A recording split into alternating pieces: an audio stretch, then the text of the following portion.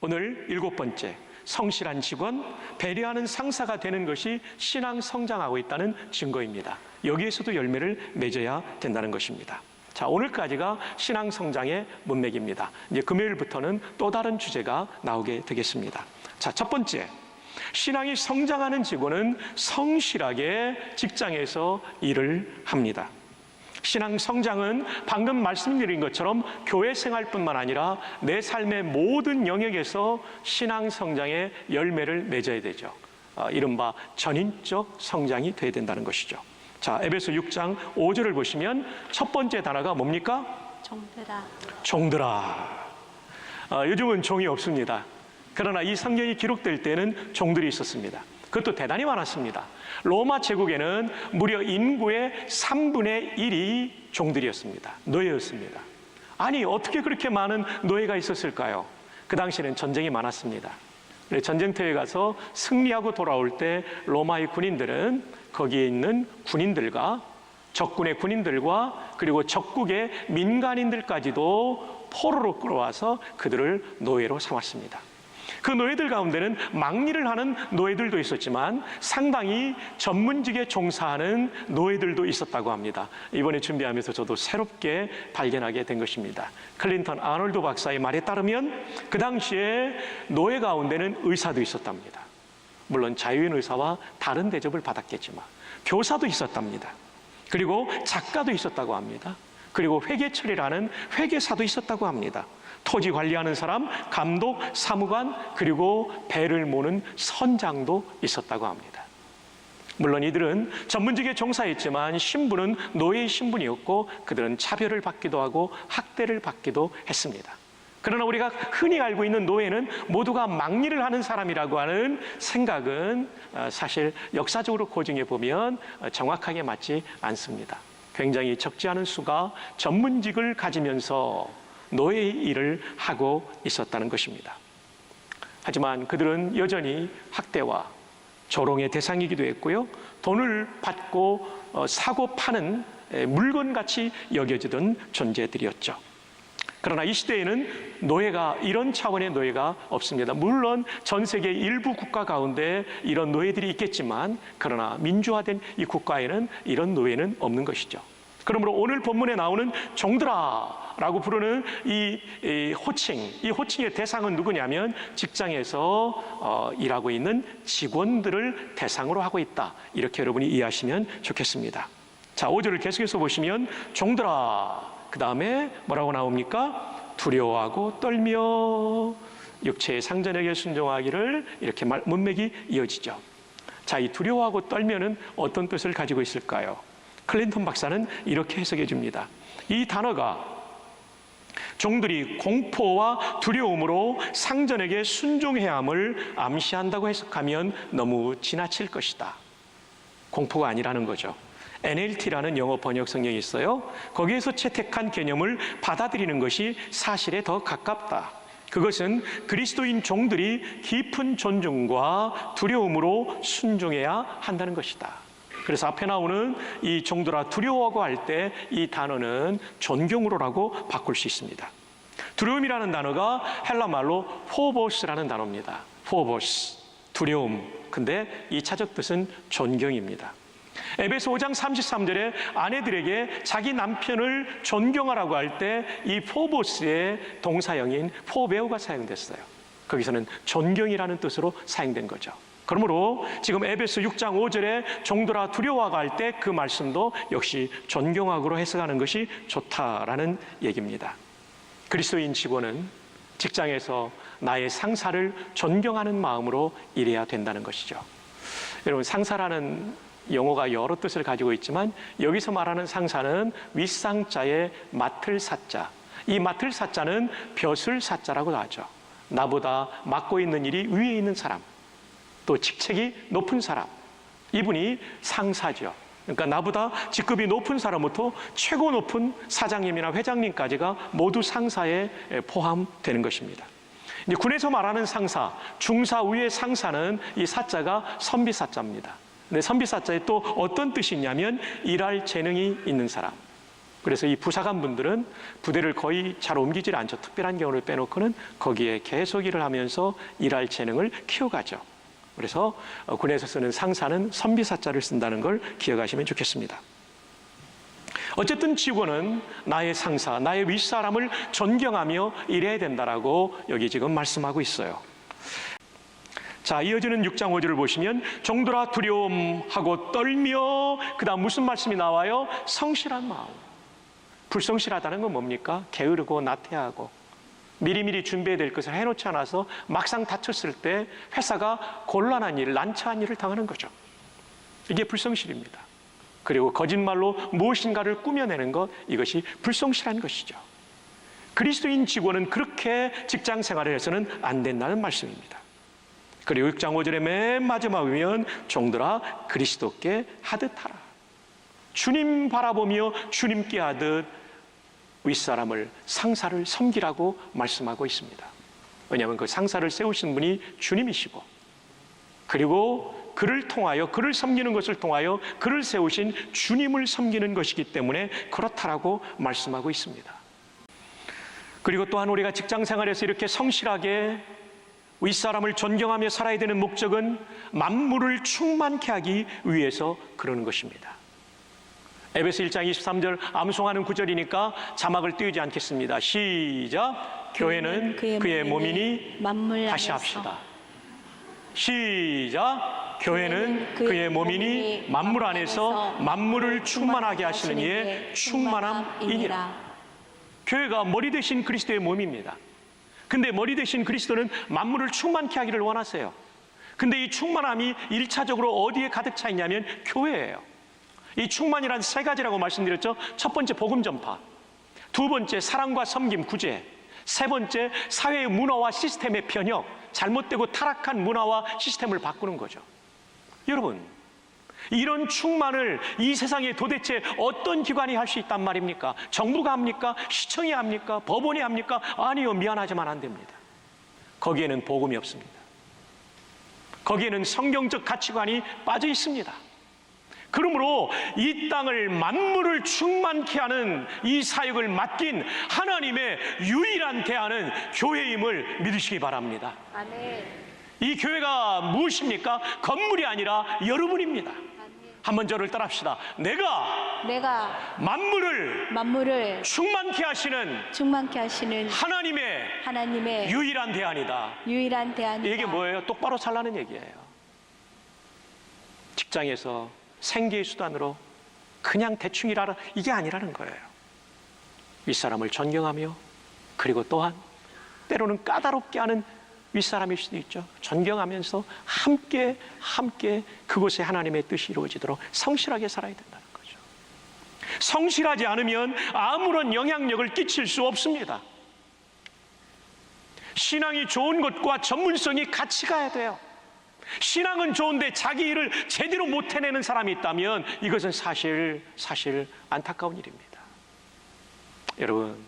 여러분의 일에 있어서 최선을 다하시고 최고는 아닐지라도 그래도 사람들에게 감동을 끼칠 수 있는 성실한 직원이 될 수 있기를 바랍니다.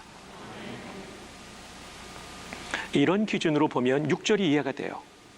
6절, 눈가림만 하여 사람을 기쁘게 하는 것처럼 하지 말고. 상사가 있을 때는 잘해요. 열심히 하는 것 같아요. 근데 자리를 비우면 엉망이 돼요. 이게 눈가림입니다. 이런 마음으로 하면 안 된다는 거예요. 그리스도의 종들처럼 마음으로 하나님의 뜻을 행하고, 내 일터가 하나님의 뜻이 있는 자리, 만물을 충만케 하는 자리다. 거기서 마음으로 하나님의 뜻을 하는 거예요. 겉으로만 하는 척하지 말고 마음 중심부터 해라, 이런 뜻이죠. 그런데 놀라운 사실은 이 마음으로라는 단어가 각주 번호가 있다는 것입니다. 여러분 성경을 한번 보십시오. 각주 번호가 몇 번입니까? 빨리 보십시오. 마음으로가 에베소 6장 6절에 마음으로의 각주 번호가 달려 있어요. 몇 번입니까? 1번입니다. 밑으로 내려가 보십시오. 1번에 뭐라고 써 있습니까? 목숨. 맞습니다. 여러분, 여기 마음이라는 단어가 카르디아라는 헬라어도 있지만 여기서는 푸시케라는 단어가 쓰였습니다. 푸시케라는 단어는 마음이라는 뜻이 있어요. 그래서 더 많이 나오는 의미로는 영혼입니다.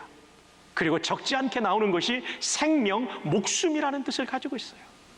그러므로 이 말씀은 우리가 어떻게 해석을 해야 됩니까? 눈가림만 하여 사람을 기쁘게 하는 자처럼 하지 말고 그리스도의 종들처럼 마음으로. 이게 무슨 뜻입니까? 목숨 걸고 하나님의 뜻을 행하라. 목숨 걸고 네 영혼을 다하여 직장에서 충성하라. 에베소 6장 7절 함께 읽어볼까요? 시작. 기쁜 마음으로 섬기기를 주께 하듯 하고 사람들에게 하듯 하지 말라. 예, 기쁨이 생겨요. 여러분, 아무리 힘들어도 보람 있는 일을 하면 기쁩니다. 그러나 아무리 재밌어도 잘못된 일을 하면 죄책감에 빠져 있어요. 네, 예, 기쁨이 생기는 거죠. 자, 6장 8절 또 한번 읽어주세요. 시작. 이는 각 사람이 무슨 선을 행하든지 종이나 자유인이나 주께로부터 그대로 받을 줄을 알미라. 예, 여러분이 직장에서 선한 일을 하는 거 직장 상사만 상 주는 게 아닙니다. 주님께로부터 받게 되는 상이 있다는 것입니다. 왜냐하면 상벌권자가 눈에 보이는 직장 상사만 아니라 눈에 보이지 않지만 엄연히 살아계시고 내 삶을 오늘도 평가하시는 예수님께서 상벌권자이기 때문에 그렇습니다.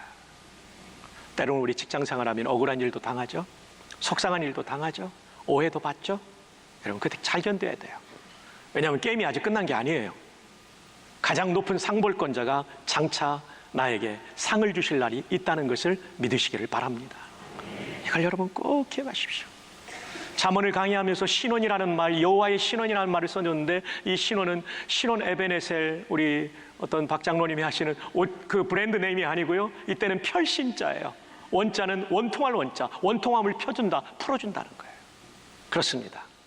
저와 여러분의 최고의 상벌권자는 예수 그리스도, 삼위일체 하나님이십니다. 그분께서 반드시 신원하는 날이 있는 것이죠. 여러분, 바둑 두면 그렇습니다. 저는 바둑을 잘 못 둡니다만은 고수들은요, 먼저 전략적인 자리에 딱 돌을 하나 놓습니다. 다른 사람들은 그 뜻을 몰라요. 왜 엉뚱하게 저기다 놓지? 근데 이 바둑을 다 두고 끝날 때쯤 되면 이것 때문에 역전승을 합니다. 이와 마찬가지로 저와 여러분을 바둑돌에 비유한다면 하나님께서 우리를 두시는 장소가 때로는 이해가 안 되는 때가 있어요. 하나님, 도대체 왜 나를 이런 상황에 몰아넣으셨습니까? 왜 나에게 이런 일을 허락해 주셨습니까? 하나님, 내 머리 이해 안 돼요. 근데 여러분 기억하십시오. 그것이 신의 한 수입니다. 진짜 하나님의 한 수입니다. 여러분 인생의 역전승을 만들어내는 하나님의 전략이심을 믿으시길 바랍니다. 그러므로 오늘 예배를 드리면서도 여러분 마음속에 불편한 것도 있을 수 있고 억울한 것도 있을 수 있고 짜증나는 것도 있을 수 있고 미래가 암담해 보이는 것도 있을 수 있어요.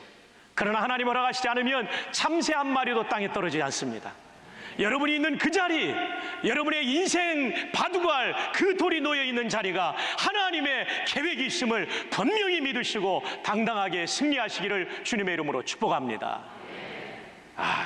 정말 놀라운 일입니다. 그러므로 여러분이 직장생활 속에서 때로는 힘들고 어려운 일 당할지라도 변함없이 존경하고 성실하게 일하면서 만물을 충만케 하는 그리스도인으로 살아가기를 주님의 이름으로 축복합니다. 두 번째, 신앙이 성장하는 상사는 직원을 배려합니다. 에베소 6장 9절을 볼까요? 여러분 한번 읽어주세요. 시작. 상전들아, 너희도 그들에게 이와 같이 하고 위협을 그치라. 예, 위협을 그쳐야 됩니다. 위협을 그쳐야 돼요. 윗사람이 하기 가장 쉬운 범죄는 위협이에요. 이 위협은 다른 말로 하면 분노예요.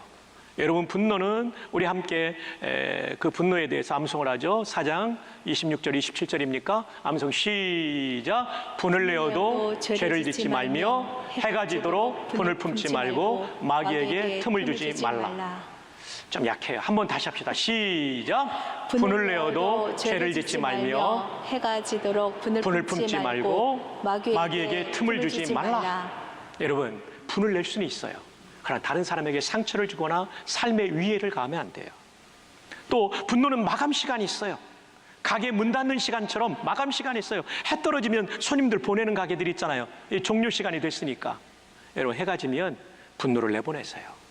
그거 품고 자면 여러분 병들어요. 그다음 세 번째, 마귀에게 틈을 주지 말라. 분노하면 마귀가 틈을 비집고 들어와요. 근데 이 틈이라는 말은 토포스라 헬라 말인데 장소라는 뜻과 좋은 기회라는 뜻이 있어요. 우리가 분노할 때 마귀가 우리를 공격할 수 있는 좋은 기회예요. 그리고 내 공간, 이 장소를 내주는 거예요. 여러분 분노하면 여러분 마음이 마귀에게 점령당해요. 가정이 점령당해요.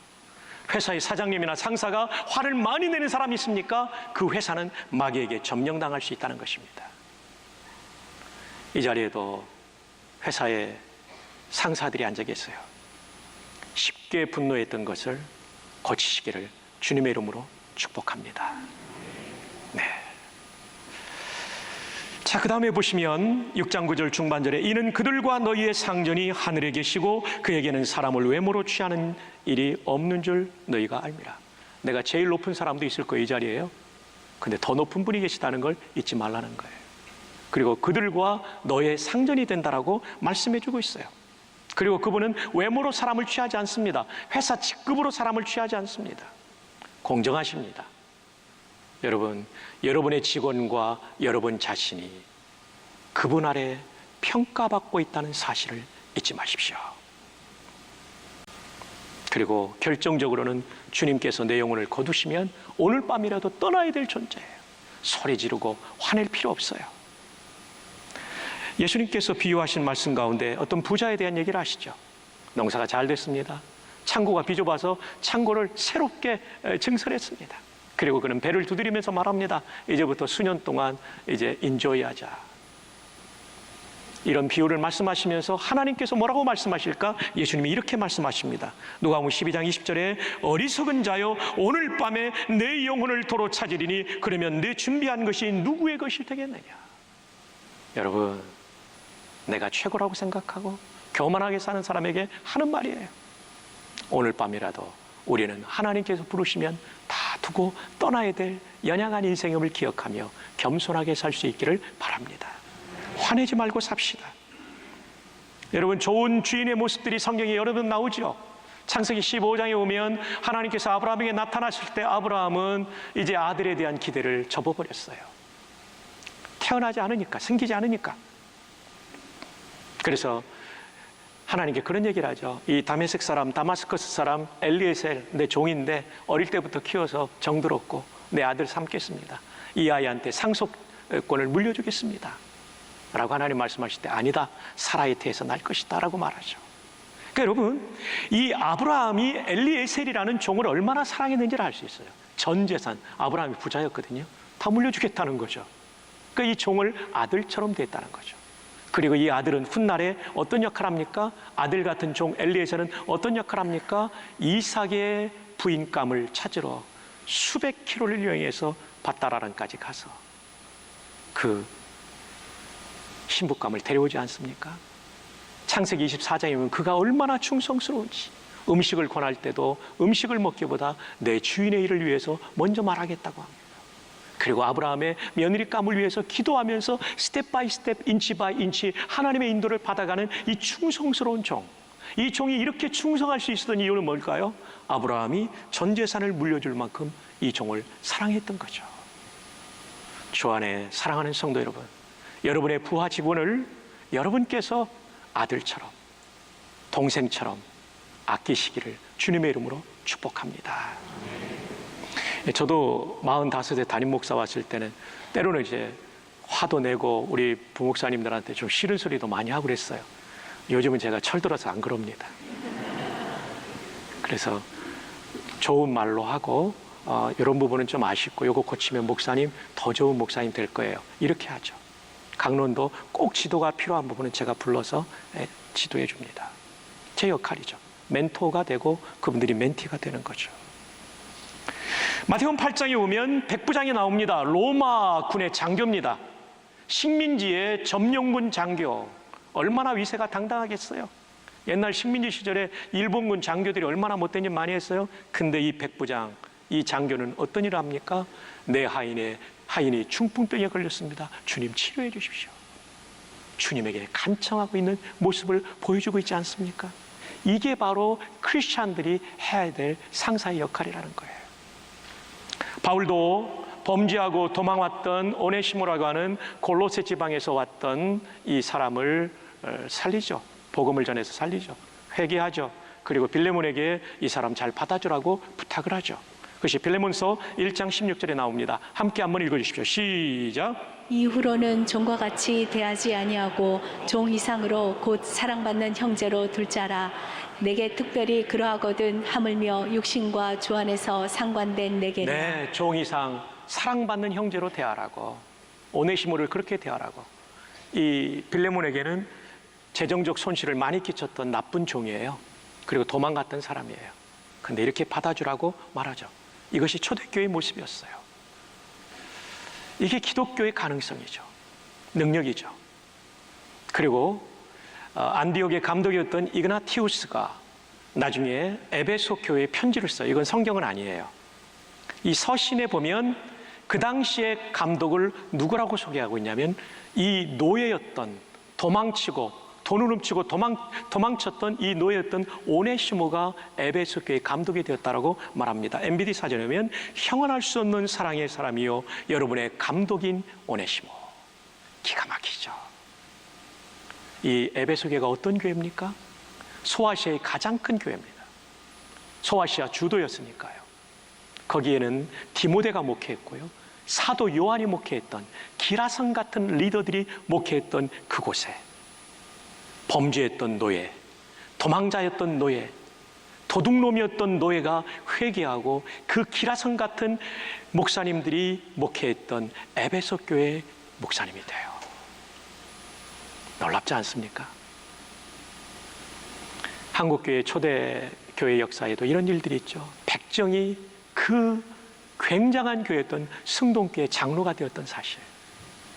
마부였던 이작이라는 사람이 조독삼이라는 지주보다 먼저 장로가 되고 나중에 이분이 담임 목사님이 되도록 평양신학교에 공부하게 하고 3번의 총회장을 역임하게 해줬던 일들.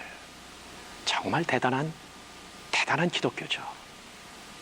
여러분, 우리가 직장 생활하면서 이런 마음을 가지고 일하기를 원합니다. 그 마음은 무엇이냐면 내가 섬기는 직원들 가운데 우리 부전교회 장로도 나오게 하여 주옵소서. 목사도 나오게 해 주옵소서. 그리고 이 역사의 무대에 꼭 목사와 장로는 아닐지라도 하나님의 영광을 위해서 쓰임받는 사람이 나오게 하여 주옵소서. 그러려면 우리가 얼마나 그들을 배려해야 되는지를 기억해야 될 것입니다.